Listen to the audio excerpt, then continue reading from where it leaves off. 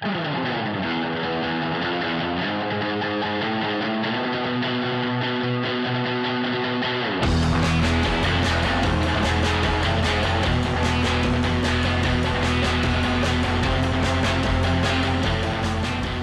everybody. Whoa, dude, we're live, man. What's up? I'm Z Garcia. Sam Healy. Welcome back, folks. And you are watching Crowdsurfing, man.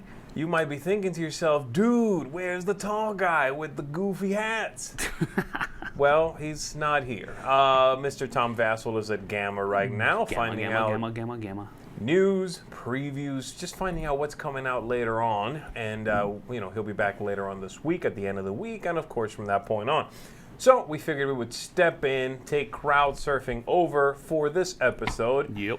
Show you what's going on out there. So we're going to be taking a look at some of the active Kickstarter projects right now. Again, we only take a look at the ones that are ending within 14 days. Yep. So anything outside of that window we'll touch on next week. And then we're going to show you a few segments from some contributors and so forth. All right, so that's pretty much what we're up to. You ready to kick this off, Sam? Let's hit it. Here we go.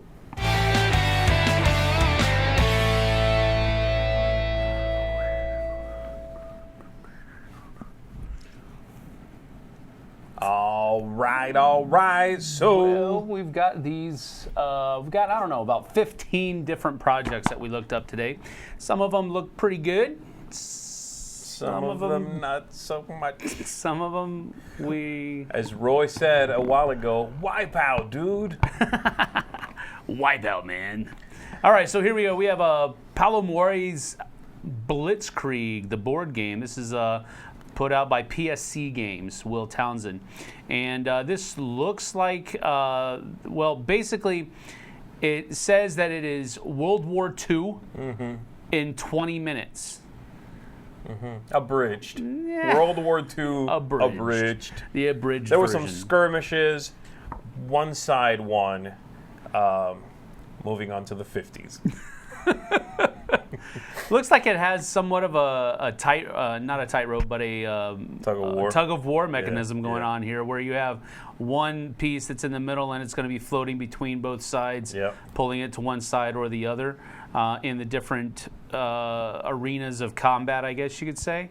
So that looks interesting, I guess. Other people have looked at it. I know Mark Street did a preview video for it, so you can check that out on their site. It's a little bit down here, but it does have chits, I believe. Yeah, it looks like, counters, right? Yeah. I mean, like straight up war game counters. I'll tell you, this is the kind of thing I would have completely looked over if it was not Paolo Mori's name attached to it. Right. I was pretty surprised by that. I was like, wait, what? Paolo Mori has done a lot of good games, but they don't normally look like this or have this theme. He's done things like Ethnos, fantasy card game, real light stuff for the most part. Libertalia, pirate card game.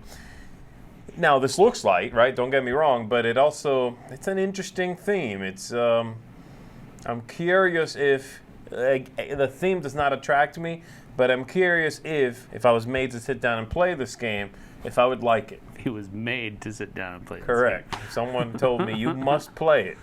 Well, it looks like they've got some interesting stretch goals in here, too. It looks like they have plastics pieces for some of the placeholders on the board for that. So, let's see, that's it. I guess my main question is, how many people do you think you would have said if you called this a war game? That's the main question. Everyone. Everybody. Everybody would be upset. So, I mean, again, I don't know a whole lot about it, but it looks cool. And if you can get a simulation of World War II done in 20 minutes, which I believe might be a little bit of a stretch, not having played it, of course. That's just my first initial impressions of that statement. But there you go. You can check it all out. It has everything there, optional buys that are there, and so forth and so on. So that is Blitzkrieg by Paolo Mori. All right. Next one is a book. That involves reading. Called, yes.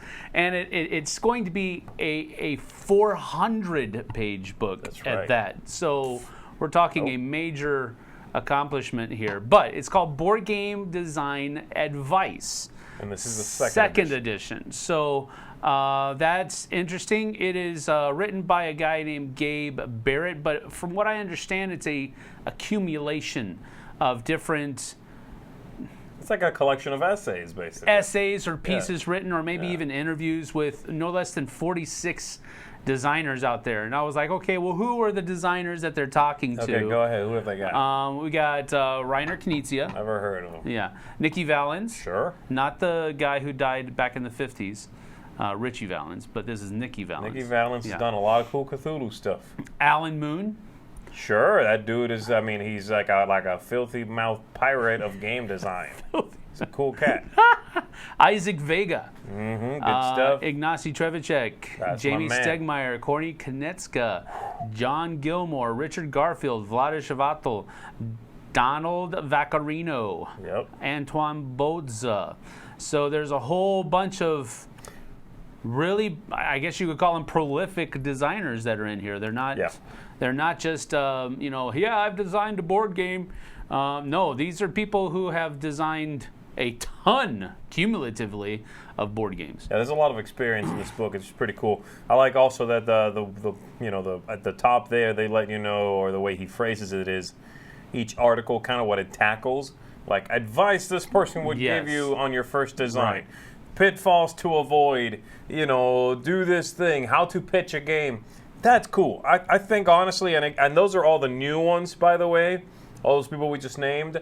There's a whole slew of people from, I guess, the first edition of the book. Yeah, they're all listed here. This All contains 46 designers. a plethora of content and Sadler knowledge. Brothers, Ole Steines, Wei Hua Huang, Darwin Castle, Rob Doherty, James Hudson, Manuel Rozoy. There's just a whole lot of people here that are contributing to this. Yeah. So check it out. Sounds good. I mean, it sounds like a good read, even if you don't necessarily are on the path to design a board game. If you simply want to understand board gaming a little bit better, I think this might be a really good read. I'd like to check it out at some point. Only 12 hours left to go, too. So if this interests you at all, you need to probably jump on it right now, because it's only got half a day left. So check it out. It looks. I mean, I think it probably could be one of those,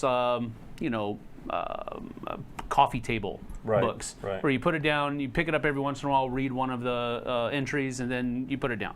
I don't think it's one of those books that you are going to read cover to cover. Right.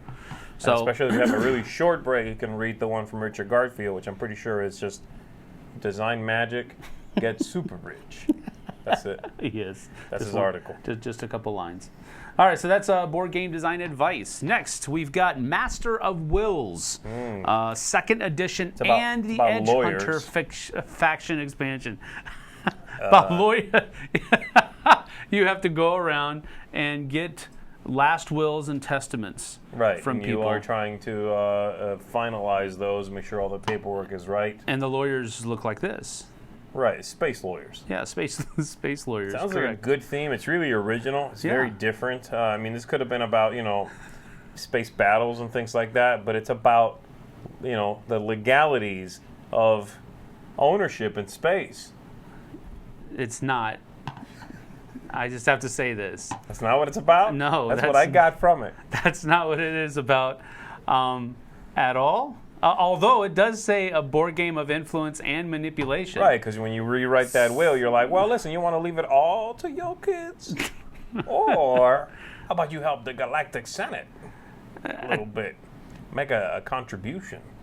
That's not what it's about. I'm going to go with no. That's not what it's about. But you can check it out on the App Store and Google Play. They have a free app that you can download there and learn how to play the game. That's good, man. Yeah. That's like risk.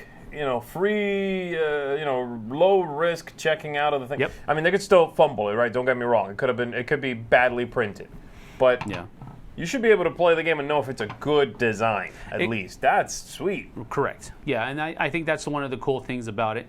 So this is going to be a second edition core box with one expansion. And then there's a possibility of other expansions I think I saw later on down the road. Right here you've got Edge Hunter, which is going to come in there, and then you have Shadow Cell, Dawnlight, Cloud Echo.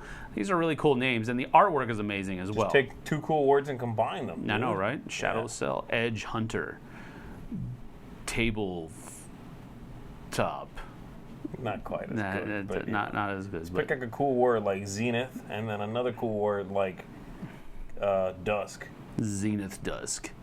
Bam, Dusk. done. You just made up a sci-fi alien race. Dusk Zenith. I'll tell you what, though.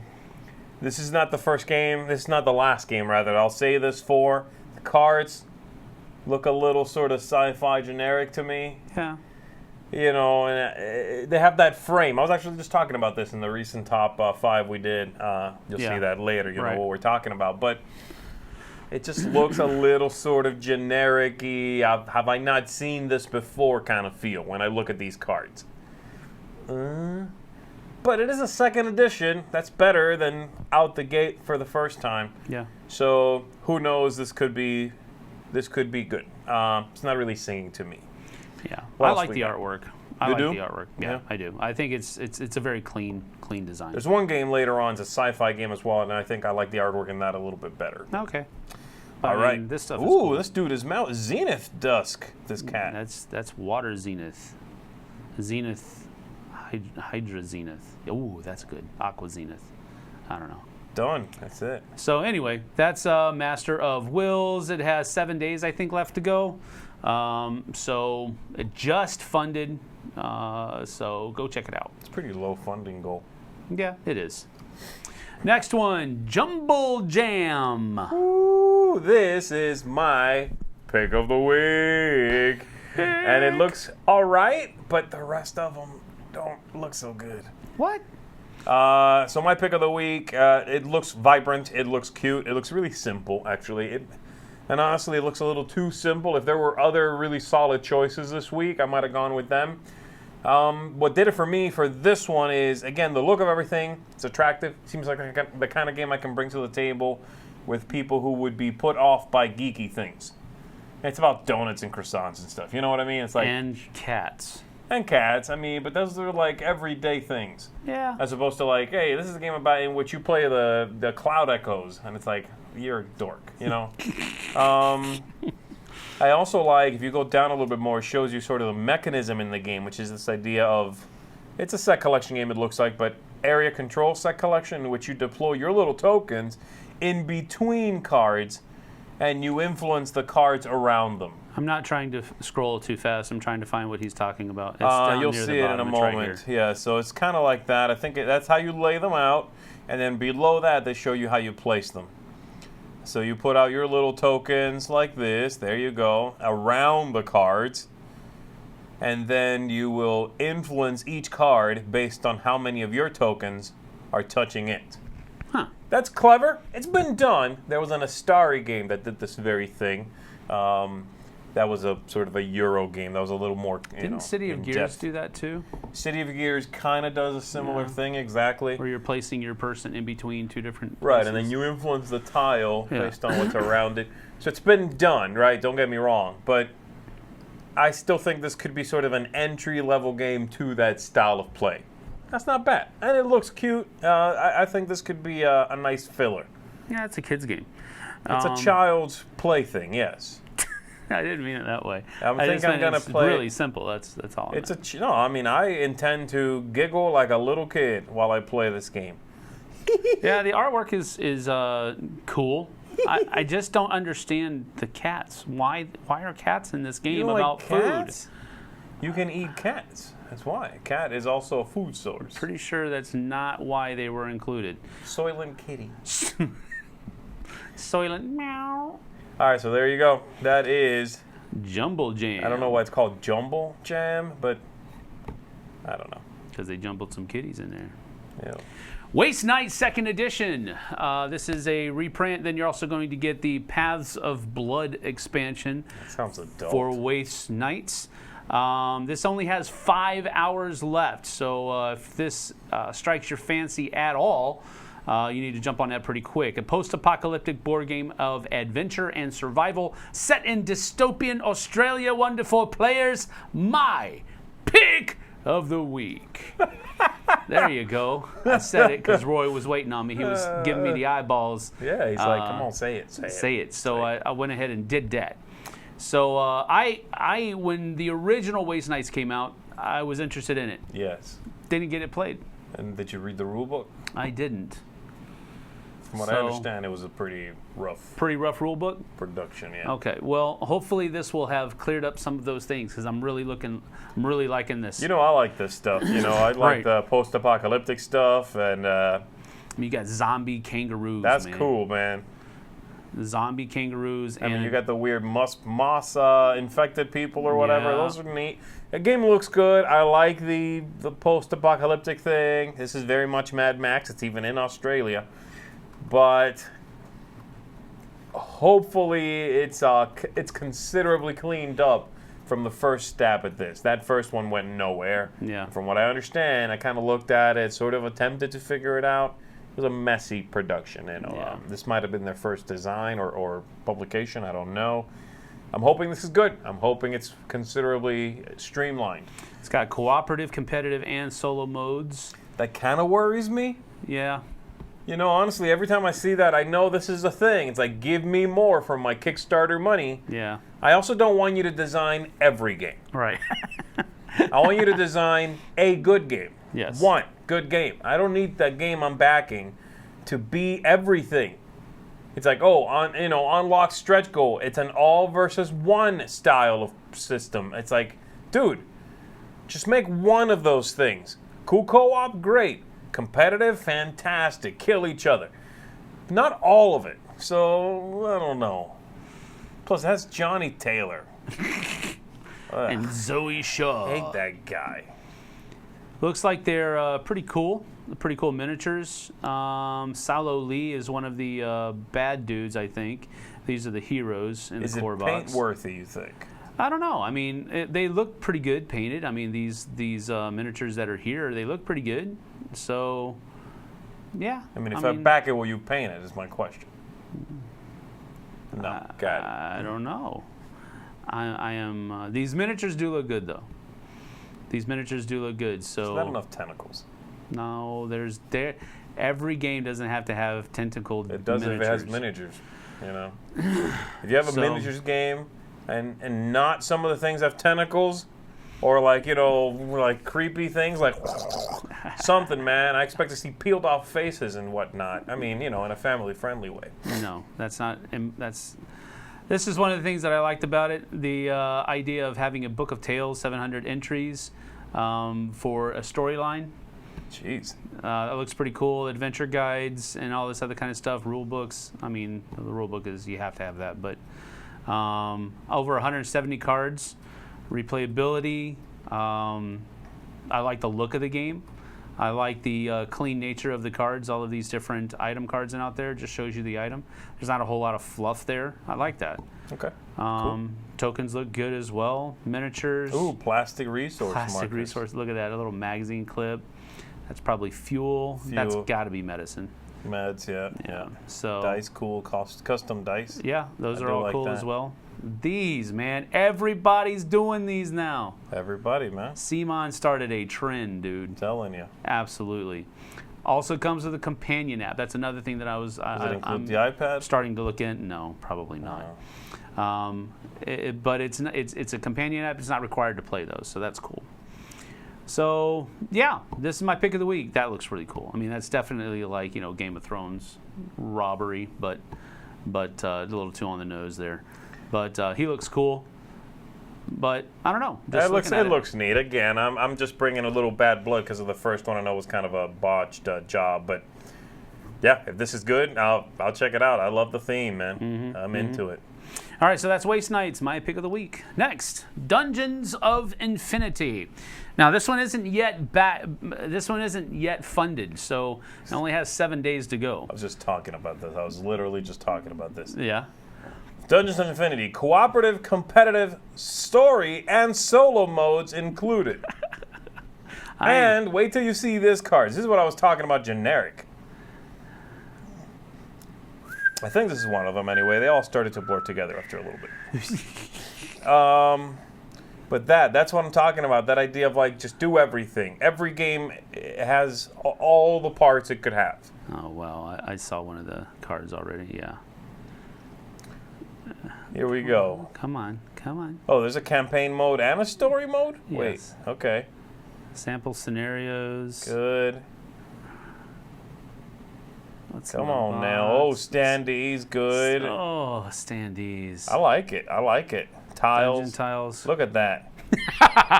Yeah. As soon as you see that picture, you're like, wait, hold on. Didn't they already kickstart Gloomhaven? I thought they did. This looks too generic for me. I'll be more forgiving of the sci-fi stuff also. I just know I am. So this really, those card frames, rando demon monster thing. Look, that one's adult. It's pixelated.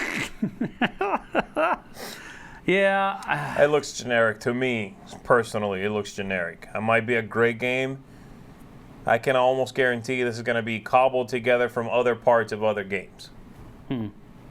That's okay. Yeah. But I don't expect every game to be original. That's ridiculous. But it also feels like it has no personality of its own. Even that feels borrowed, and that's a problem. Each of the different rooms looks the same, except for number of entry points, it looks like. Yeah. I mean, maybe this is a different kind of room, but... That's where you go and get weapons. Oh, man, that just looks... I don't know. You going to back this? Nope. I'm very, very picky on what I back. Very picky. I've only backed one thing. Oh, man, that's crazy. Was it Waste Nights? No, it was not. So that's Dungeons of Infinity. You got 7 days left. This one, Ghost Star, a solo board game you won't want to play alone. Because it's scary, I guess. Because it'll scare the bejeebies out of you. Now, here's one that I think avoids a lot of those trappings. For one thing, look of this looks better than that other sci-fi game we looked at, I think. Okay. It also is a solitaire mode. It was designed to be solo. It only does solo. That's the only thing they're trying to do. They might make less money from that. They could probably focus on making the solo mode better. Yeah. That I can respect. You know what I mean? Mm-hmm. The game looks all right. It looks interesting. A little farther down, I was hooked through all this. And then a little farther down, they get to a lot of chart-looking stuff, charty stuff. And then I was a little like, I don't know. This looks a little messy. It looks like a lot of upkeep. This is what I'm talking about here. All these things. Yeah. It's like text trees or unlockable powers or I don't know what. But it's like, whoa, you lost me a little bit right here. These look like just enemy and then I just cards backed out. I was like, delete that pledge, you know? And then I wrote them a very strongly worded email in which I said, Dear Sir / Madam, please add a cooperative mode. Also, an all versus one mode. And where is the dexterity game at? # bring it. Yours truly, Sam Healy. Hey, it does come with a playmat. A neoprene mat at the back it up again. I'm backing at the it Supernova again. At the Supernova pledge level. I wonder how big this game's going to be. I can't picture like the foot. Yeah, that's the thing with these pictures. You don't really know because if, like for example, if this picture is to scale, that's a huge box. No, right? No. But it's not to scale. You can download Print and Play. Yeah, I'm not going to do that. This looks good. I'll give it to them. This looks good. It has a very good look to it. That's very sure. I'm sure if it's a good solo game, it will get some buzz. It'll get drummed up once it comes out, I mean. Yep. Because those games tend to do well, especially if they have a focused solo mode. Yeah, solo modes just don't strike my fancy. Yeah. But they're more your bag than mine. All right, that is Ghost Star, Remnant Souls. Next one, Legends of Novus, a tabletop fantasy adventure board game. This one is not yet funded either. It's just shy of 50%, and it's only got 7 days to go. But it's not looking good. No, not looking good at all. But, I mean, maybe if it strikes your fancy, go for it. I don't know. And again, I am inspired to say Gloomhaven. This looks like Gloomhaven. You keep ringing that bell, bruh. Doesn't this look like Gloomhaven? No, I haven't. I've only played Gloomhaven once. Right, and it was enough for me to be like, yep, every other game looks like Gloomhaven. Yeah. I guess so. I don't know. Again, generic. I think at this point, maybe this one was a little too transparent with that, which is maybe why it's not doing as well. Yeah, maybe so. I mean, even these little layouts look like that a little bit. Graphic design on these. Oh, these are all just stretch goals that they're unlocking, so. I'm not feeling it.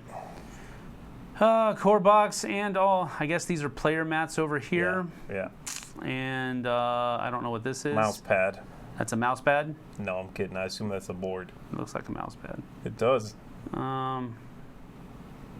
Okay, I guess. I mean, maybe if it's, maybe. I don't know. 1 week left, halfway there. I don't know. I just don't know. I like the artwork. I like it. I mean, it's fine. Yeah. That is, what is it called again? Something Novus, Legends of somebody. Yeah, that's another problem with the Legends of Novus, a fantasy tabletop board game. There you go. Cool. All right, now this is not a game. It is, technically. It is? Sure. I thought it was for a game. Well, it is both. Look at that, making money. Look at it. It's just making money. As we speak. No, this is basically...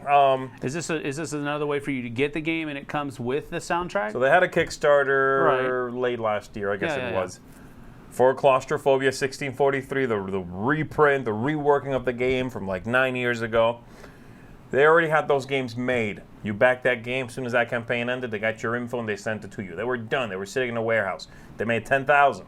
They did not sell 10,000. They sold about 7,500. So this is the last one. Is selling the other ones. The only reason they're naming it something different is because I think they have to. I don't think you can run the same exact name. Yeah. And the new thing they're giving you is what Sam's talking about, which is a soundscape. They're going to produce an hour's worth of music that everyone gets.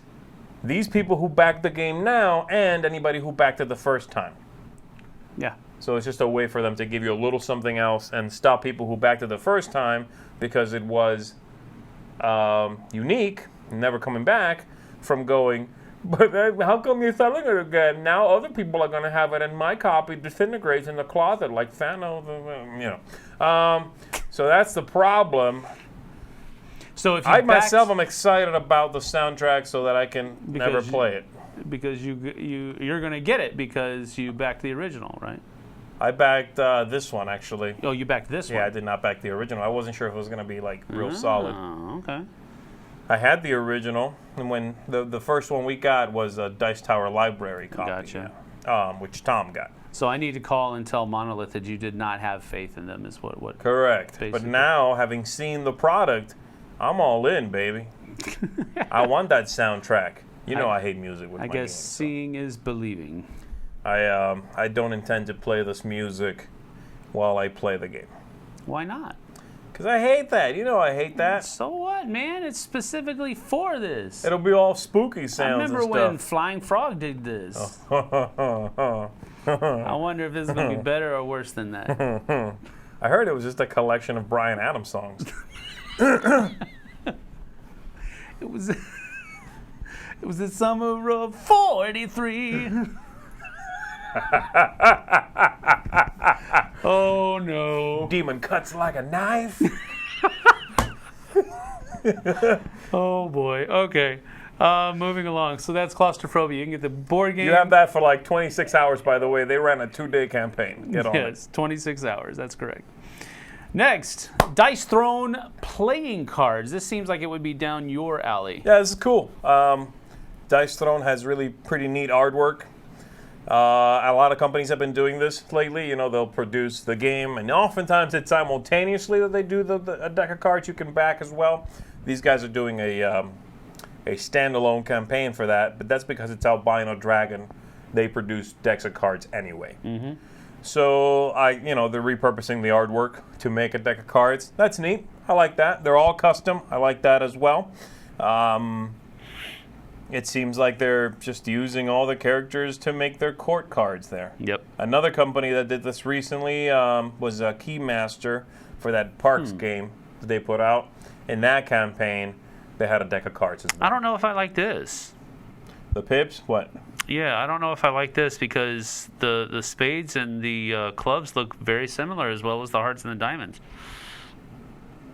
What do you mean? Similar, like in shape? No. Color? Dummy, yeah. They're supposed to, dude. Have you not seen a deck of Yes, I know cards? that, but I don't know that I like it here because it's a black background. Right. At first glance, these two look very similar. I think it looks okay, but I mean, you're the card connoisseur. We'll go with you. I'm just saying I don't like it. I mean, I like these things. These cards, the court. I love those, man. That looks great. Yeah. But the dark background here, I'm not sure about that. I'm glad. I mean, it looks like they have. I don't know where the back of the cards are. If they show you a back. Well, it looks like they're going to be white bordered. I like that. Now the back, if it's white bordered, I'll be very happy as well. So that's always one of those things. I don't actually like dark decks too much, but this is cool. It's an easy. I mean, this is easy, right? They've got all this hard work. Correct. If you like decks of cards, you really were a fan of this, cool. I personally don't necessarily like this kind of thing. Like there's all these like Princess Bride deck of cards. Yeah. And like, oh, this is based on Harry Potter. I don't like that stuff. I want it to be unique to the deck of cards. I'm not big on like crossing IPs from one thing to another. But hey, a lot of people do like these things. It just funded by just $372, so you got 9 days to go. So it looks like it's going to make it, but if you want your deck, get in there. Next one is called Winterbourne. Winterbourne is a unique Euro board game for 1 to 4 players with a fresh take on deck building and kingdom expansion. I do love me some deck building.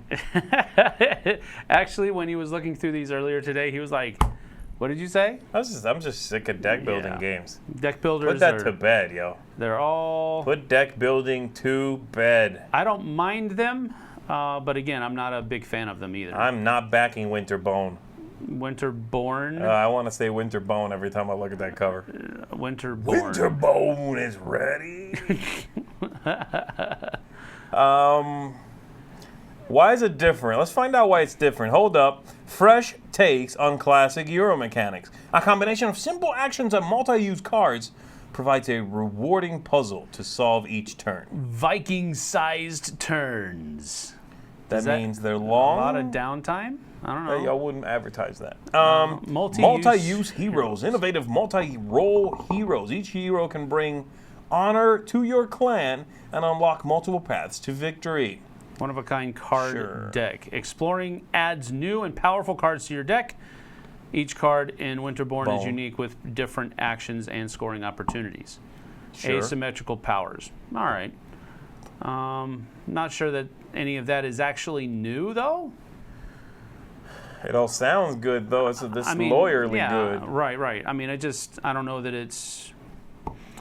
I don't know. We'll see. I was not too taken with this. I was looking at the board a little bit, and the font that they chose, along with some of the graphic design choices, makes it look a little bit like Champions of Midgard.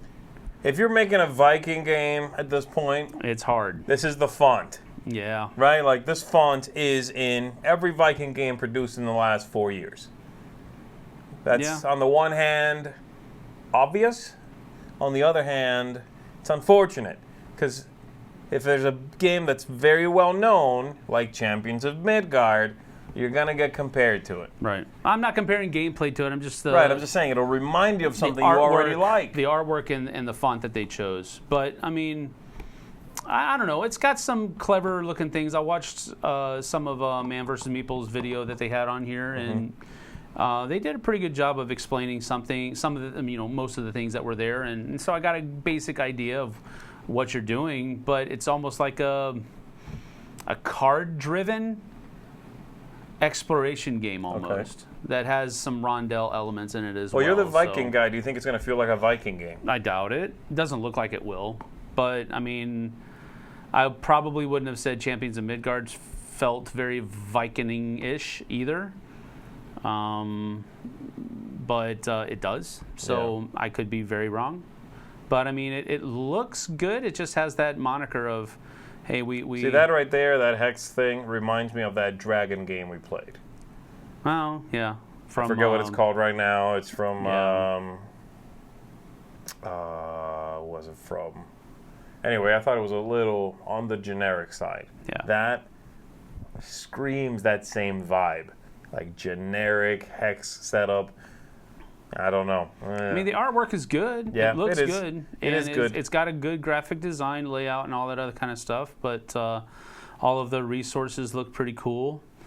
But I don't know. This is one of those games where I'm going to have to wait until it hits the table to see if whether or not I've liked it. I don't know that I would back this game based on just what I see here. Now, I'm unfamiliar with the designer. Maybe they're fantastic, and there's other games you liked from them. Well, honestly, this is like the third best looking game we've looked at. This is another thing that Stonemaier Design Day. It was top 4. Right. So there were only 5 entries. So. No, there weren't 5 entries. How do you know? There were over 100. It actually says it down here somewhere. It says it down here. I can't remember where it was. I don't know. I never heard of no Winterbourne right before. Here.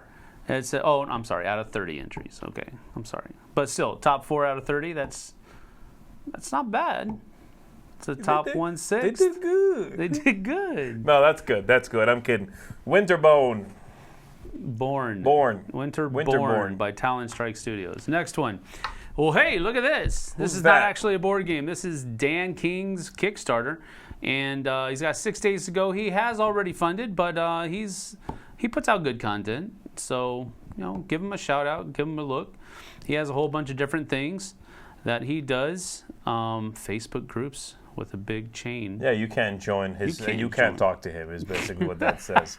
That's not if you want to converse with Game Boy Geek, you got to give him money. Okay, you don't just show up and talk to him. That is not true at all. There's a zipper pull. That's cool. Collapsible water bottle. Stay that hydrated, looks like kids. A hazardous waste pouch that you find in a hospital trash can somewhere. Right, but you fill it with water and drink from it and just hope there's no needles in there. This is... Yes, that's true. Game bags. Promo packs. Lollybot. That looks like it's for King of Tokyo. King of Tokyo, that's right. Or King of New York, either one works. And she's shooting Skittles at you, apparently. Yeah, Death Skittles. That's a race in that sci-fi game, Death Skittles. Death Skittles. There we go. We got some cool translucent stuff for Ticket to Ride. Anyway, he's got a bunch of promos in there. Bunch of promos and everything. So, yeah, if you enjoy his content, check him out. You got a few days. That's Dan King, Game Boy Geek. Next, Cargo Express. Express. A pick up and deliver train game with an ever-changing game board. Even while you put it away in the closet, it's still changing, mutating, unseen. So it's got about $430 to go with 11 days. That might make it. Yeah, this is a small game, but it sounds like a deep game. It sounds like a heavy Euro game. It's from Compass. Right. So that's interesting. There's a game playthrough for heavy cardboard. Uh-huh. And then a bunch of trains. And this part is the part that makes me think okay, this is like a heavy sort of card management train game. Both the theme and the way those cards look and the way that board looks. And a lot of cube management. That's what you're getting into. Yep. That actually looks pretty good. The game design looks interesting. I don't know if it's going to be a little too dry for me personally, but it looks well done. And of course, train games, there's a lot of those. But a lot of people do like them and almost will get into a game just because it is a train game, which is an interesting thing. It's a really, really specific thing is what I mean. It's not just stock manipulation about any old company. It's about trains. Yeah.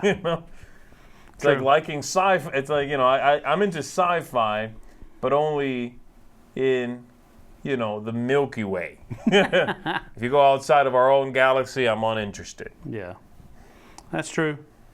But it looks interesting, slightly. I don't know that I would like this. I think I'm in the same boat that you are. As far as it looks like a good production, but I just don't think it's going to be my kind of game. Sure, right.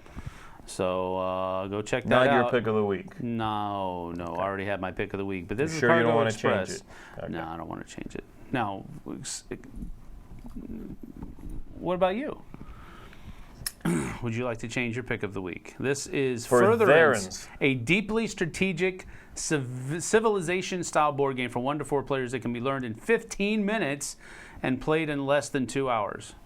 I bet I could play in even less time than that. 30 minutes per player, ages 13 and up. 1 through 4 players. And it has not yet funded, and it has 10 days to go.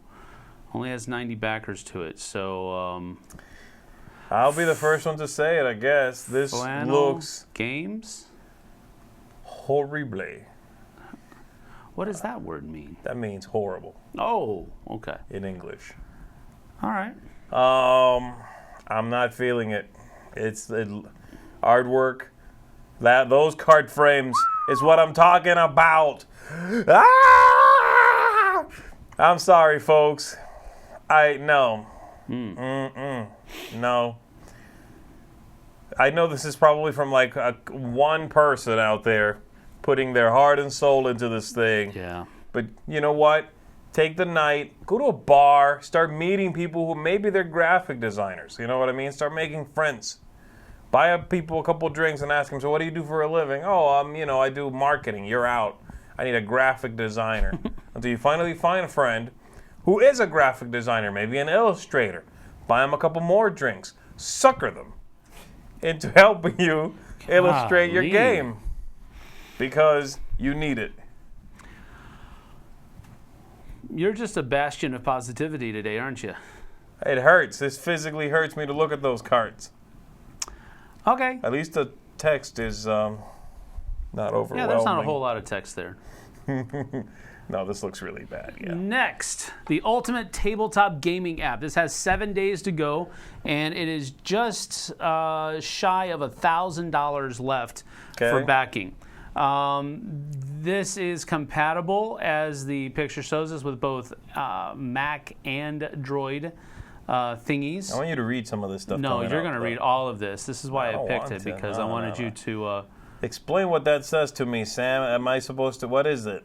No, just read it. It says, experimenting with the application defines what kind of jugs you can put your mesa cheese in.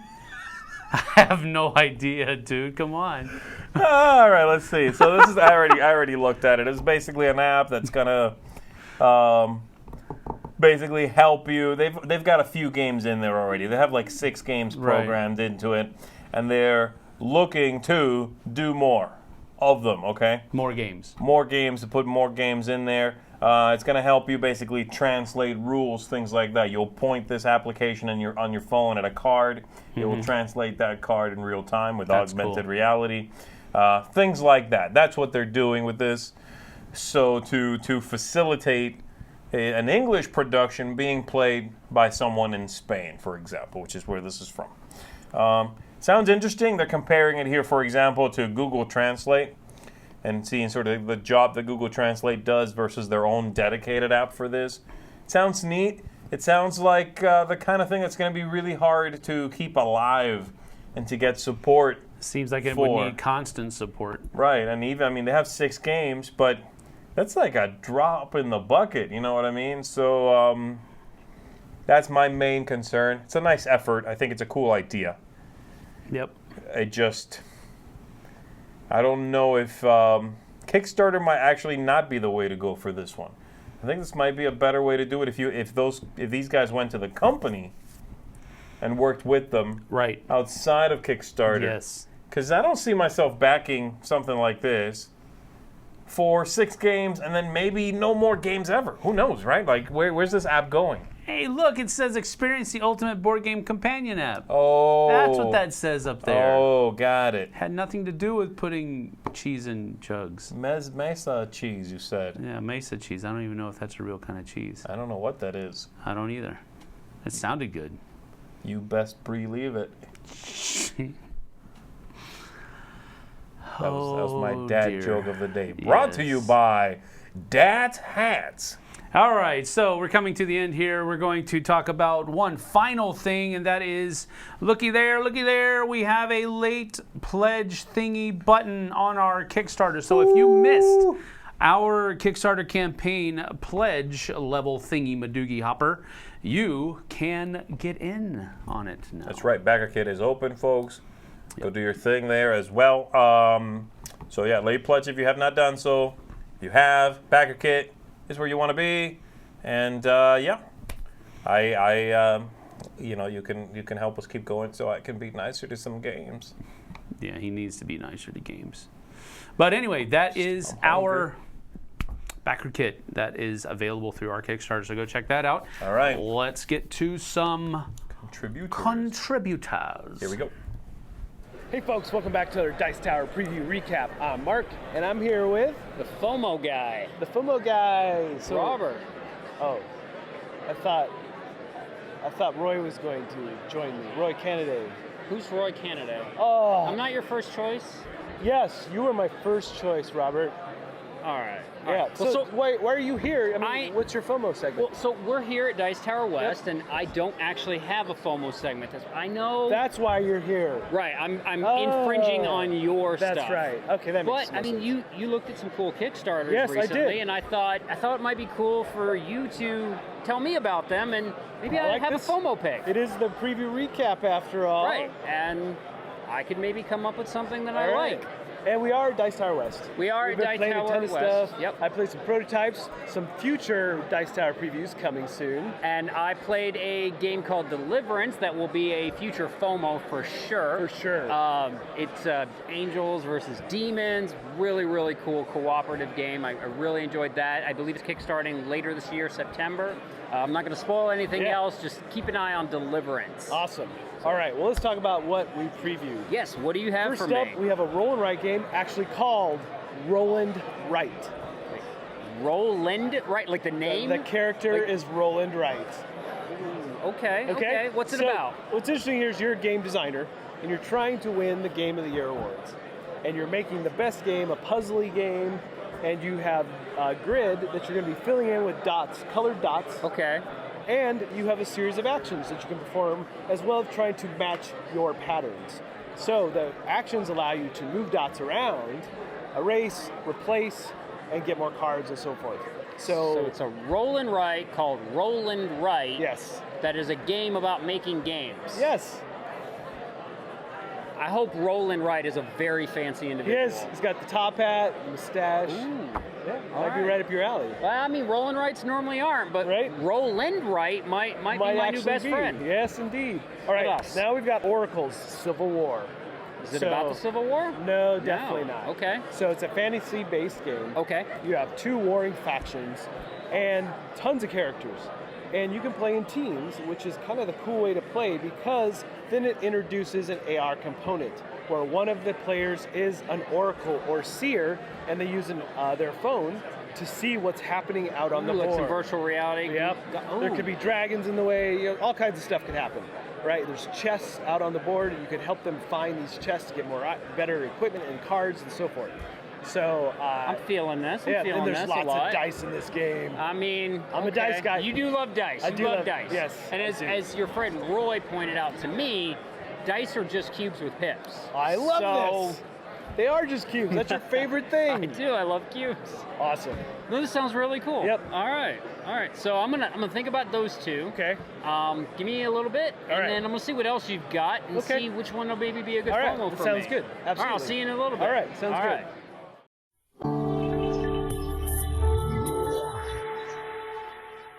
Sister Meeple here, bringing you my 5 most anticipated games coming to Kickstarter in the next 2 weeks. March 13th. Glenmore 2, Chronicles, builds on the classic Glenmore game by Matthias Kramer. It includes all of the Glenmore time track tile laying goodness, then adds Scottish people which trigger effects on the all-new tactical clan board. Another large part of the new game are the Chronicles, which are a set of 8 different expansions which add variety to the base game. March 14th. Root the Underworld is the second expansion to Root, the asymmetrical game with cute woodland creatures. The Underworld expansion will introduce 2 new factions. Crows are spies that score points by manipulating the other player's hands. The moles are emerging from underground and trying to dominate in numbers. There will also be new Mountainside Pass and Lakeside maps. March 19th. Exodus Chronicles is a complete remake of Exodus Proxima Centauri, the expand and conquer space epic. Changes include a new action selection board, streamlined combat and gameplay, multi-planet sectors instead of single-planet hexes, and a shorter playtime. March 25th.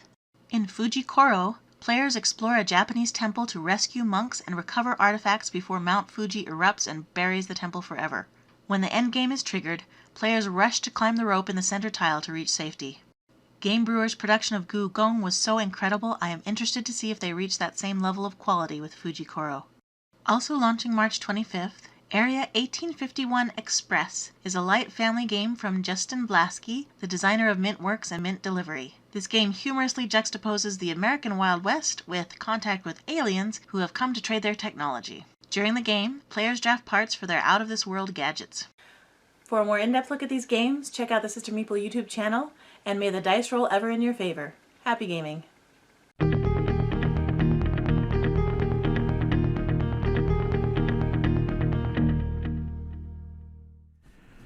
Hey folks, welcome back. We've got a Kickstarter spotlight that we're running right now. Now this is a game called The Silver River. It's put out by Robert Burke Games, and we actually have already done a playthrough, live playthrough of this about a week, maybe a week and a half ago. Right. Z, what did you think about that game? I wasn't here for that. Oh, that's right. 4X game, and you were... How many X's? 4 of them. What do they stand for? I don't remember. Explore. Okay. Expand. Yes. Exterminate. No, exploit. And then exterminate. You got to squeeze them for what they have, and then you exterminate them. Well, it's got to be in that order? Yes, absolutely. Oh, I did not realize that. I like doing my exterminating early in the morning. Then I'll explore. I mean, you just have to get up earlier to explore. That's what it is.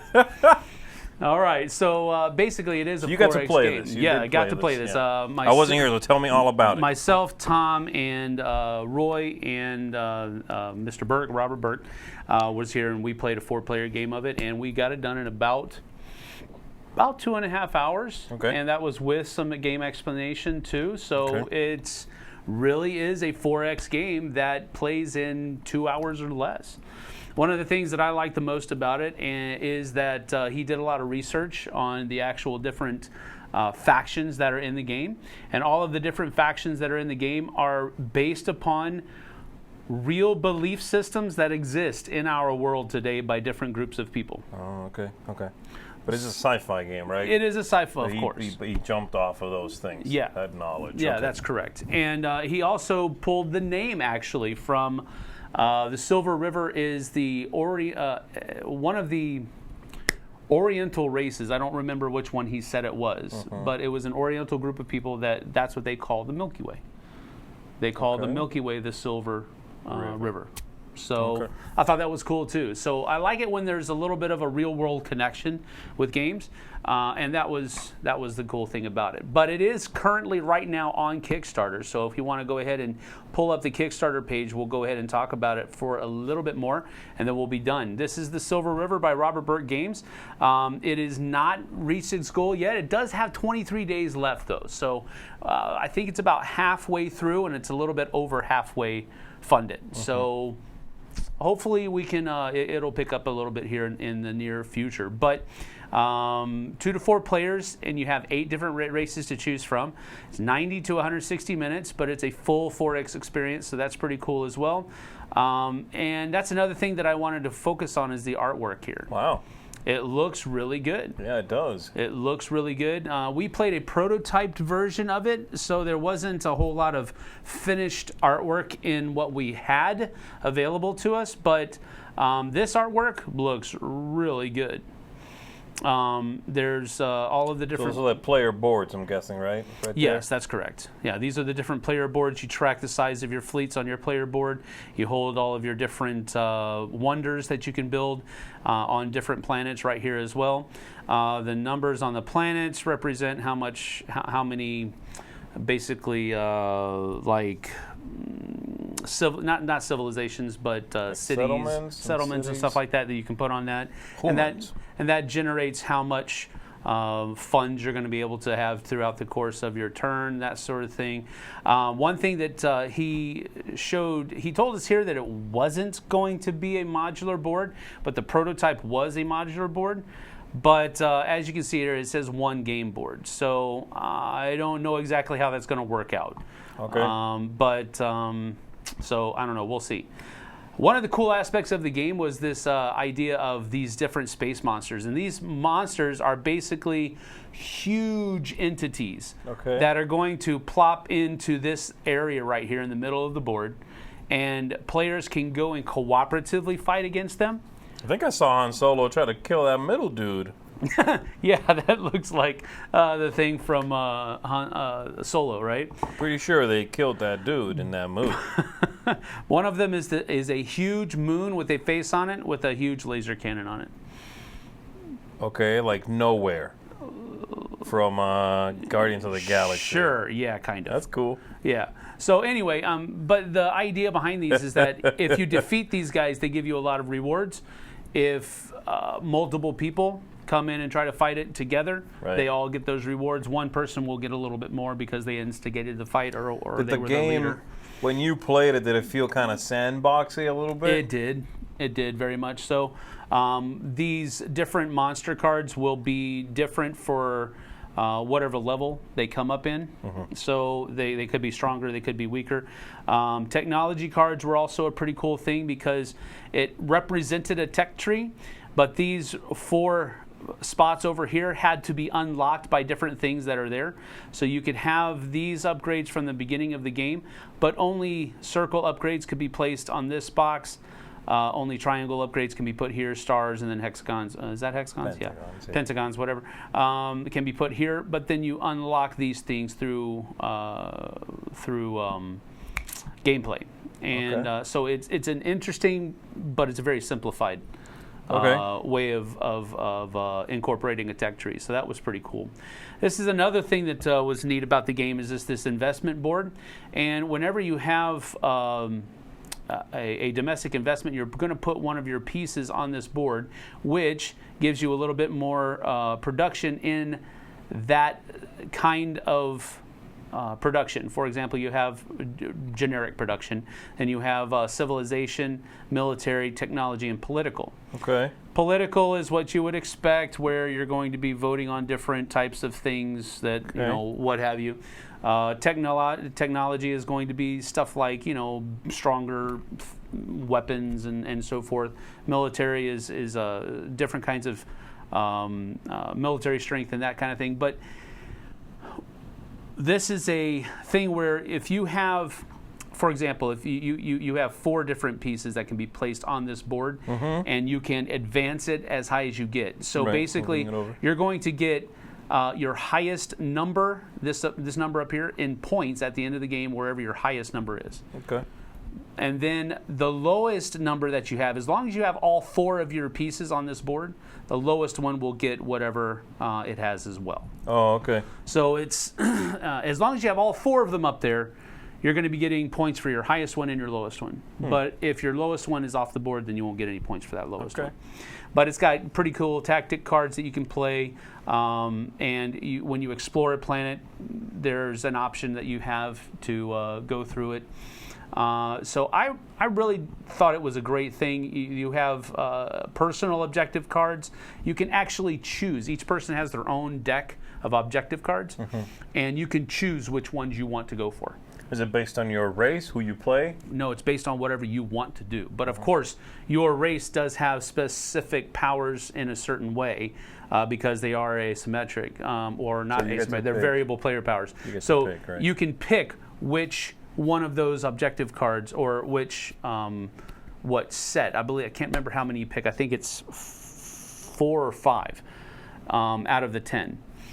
Then you also have public objective cards that everybody can go through, and when they do that, you can put these things on here. So there's other types of titles that you can go for, which will give you in-game abilities. So it was a 4X game that I actually played in 2 hours. Yes. Which is sort of like the promise out there. One of them anyway. It's like my 4X game plays in 2 hours. That's rarely the case. You felt like it did that. No, it definitely did that. Yeah. That's the thing. It definitely did that. It definitely played in about 2 hours. So it's I'm hoping that this funds and we get the produced version pretty soon, because I really want to play this game again. Yeah. It was fun. It was a good experience, and we had a lot of fun with it. So that is Silver River. Go give it a try. Go check it out. Watch the videos and all that kind of stuff. Watch our playthrough video as well, and see if it's going to strike your fancy. All right, cool. Let's go ahead and check out some more contributors. Hey folks, and welcome to FOMO, the segment where I take a look at a game that's seeking crowdfunding right now and decide whether or not it's a game I have a fear of missing out on, or maybe you do too.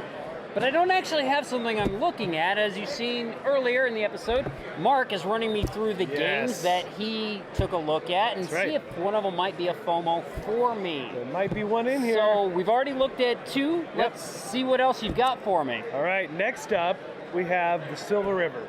This is a big 4X game. I do like 4X games, but they're long. Yes, right? This one easily is playable in 2 hours or even less. No way. Yes. I don't buy it. It's true. It's true? It's really true. It's really true. You've got all the trappings here. You got the ships, and you're expanding your areas, and you're moving out into the galaxy, and there's creatures in the middle of the galaxy you have to deal with. What kind of creatures? Oh, crazy. There's a moon with a giant... What is this? What is this? What is happening? What is what this? just happened? What is happening? Hey, how's it going? Oh, hey. Oh, you're on TV. Yes, we're filming. Hi. Thanks for stopping by. Thanks for stopping by. I appreciate that. I'm sure he messed up the audio. Everything. Vonnecourt messes up everything. This is what happens. It's fine. It's a fine. thing. We were talking about 4X games. 4X games. Yeah. There's a creature in the middle of the game that is a giant moon with a huge gun mounted on the top of the moon. Okay, but is there a Silver River? No. Well, Silver River refers to the Milky Way galaxy, and that's a real thing. And it's pretty cool. All right, so I'm going to check that. I do like 4X games. I like them to be shorter, though. So. It is. And what's amazing here is that as you're like, you're building up your stuff, and suddenly you realize, oh my gosh, the game's going to be over. I've got to hurry and get these things done so I can actually conquer whatever or get the resources I need. So, yeah. Well, that's me in every 4X game. Yeah, but it's whether it's 2 hours or 17 hours. I like the pressure that you suddenly feel. It's pretty neat. All right, so that sounds interesting. Yeah, lots of neat things. What else you got for me? Blitzkrieg. Blitzkrieg. Is it a war game? It is exactly a war game. I love war games. With little tiles. I love tiles. Yep, keep talking. Keep talking. But the board is divided up into multiple campaigns. You've got different missions under each campaign that you can go after, and it's allies versus Axis, and but there are no dice. So war game with no dice.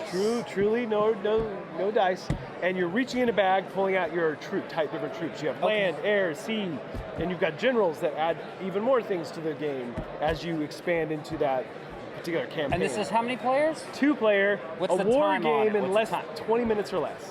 So it's a lunchtime war game. It's a lunchtime war game. I'm super interested in this. I think it's definitely one to check out. I really enjoyed this one. All right, so that means you've brought 4 games to me today. 4 games. We had Oracles, which has the AR. Yep. We had the Roll and Write, top hat monocle. I like that. Silver River, which, a big moon with a gun, that's always cool. I'm down with that. But I think my FOMO for this week is going to have to be that last one.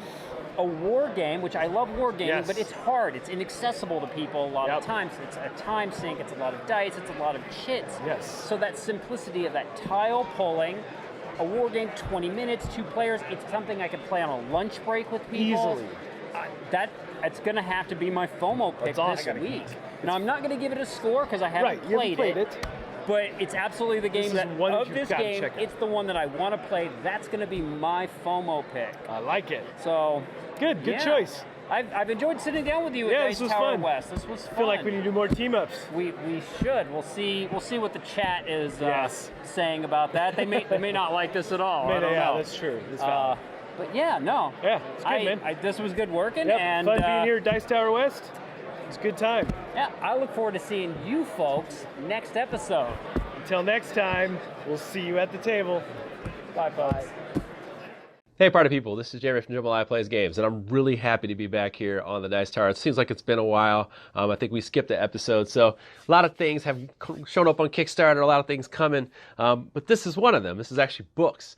If you have seen these before, these are the graphic novel adventures by Van Ryden Games. They brought back all these wonderful choose-your-own-adventure type adventures, but definitely adult-themed and less family themed. These are definitely made for the adults. Some scary stuff, some really interesting combat in some of these, town builders, a lot of board game mechanics are in there. And then they had the Crusoe crew, which is a whole bunch of kids. It was 4 books, kids with different powers, different abilities, and they would go through the same adventure together, but in 4 different books. It was a really interesting cooperative game experience. Now we are back to the same types of things as these. These are another set of novels. This one right here happens to be Mystery, which is about developing yourself as a superhero and contributing to a team. So let's go ahead and take a look at this real quick so you can see the mechanics of how it works. Maybe this is your first time seeing it, so you get an idea if this is something that you want to back for yourself.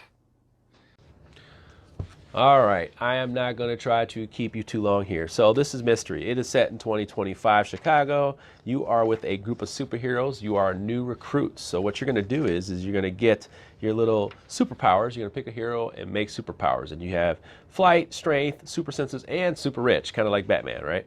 And then you make this RPG element chart here, and you add the points, put points, hit points, and different, kind of like an RPG, right?